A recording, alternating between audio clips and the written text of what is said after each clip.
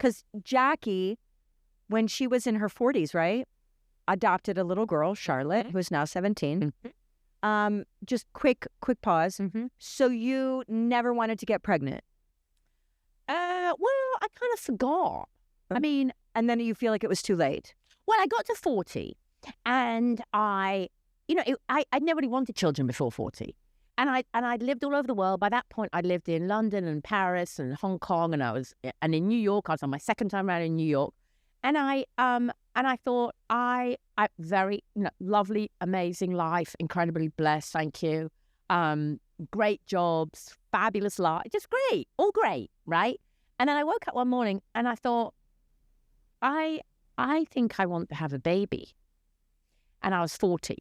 And I told my mum, I said, Mum, because I'm very close to Mum. I said, Mum, I think I want to have a baby. And she goes, oh, it's ridiculous. Just get another dog.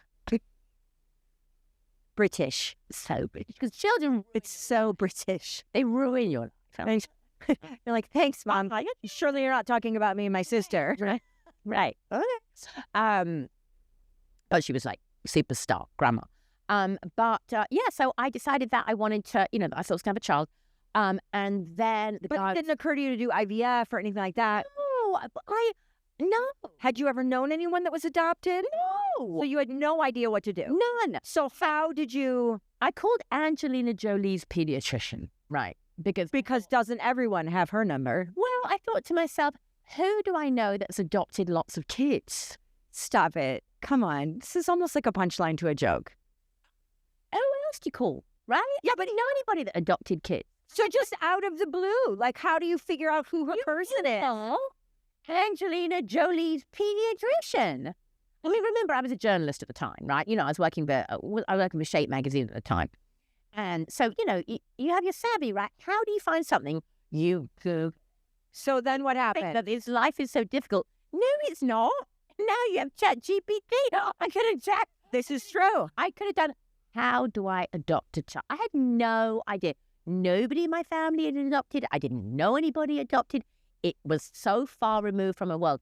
And it was a friend of mine at work, my former boss, Valerie, who said to me, you should adopt. She was the one that put, and I was like, duh. Yeah. So how long did it take? It took a year from the day that I decided that I wanted to adopt. That was in, I was just 40. And Charlotte, my daughter, was born in the December of that year. Were you there when she was born? I was in the delivery room. Yeah. Was it here? Was here in the birth mother? Yes, Florida. Are you still in touch with the birth mother? Yes. Is Charlotte still in touch with the birth mother? Yes. And would you? Because I remember when we went to dinner that night, and Joe and I as well knew nothing about adoption. Yeah. As much as I did. Nothing. Zero. That's what I think the sin of it is. Because since then, Jagger's now 7, and I've had countless people come up to me, as I'm sure I did to countless other people who were ahead of me in this journey and could impart something to me.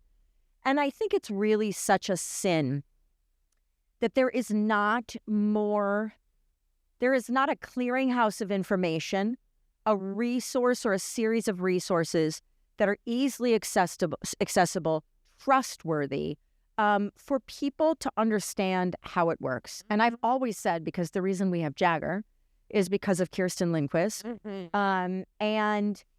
And I've always said, like, Kirsten, I know you love health and wellness and fitness and faith, but like, you legitimately should be an adoption consultant. Yeah. Because she taught us so much, as did you. So it took you about a year. Right.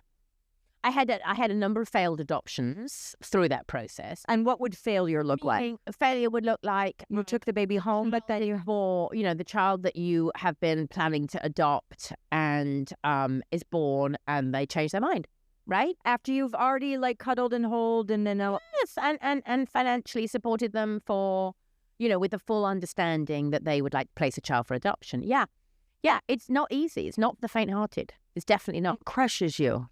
It crushes you. It's an emotional roller coaster. It's definitely something that, I think there should be a lot more education around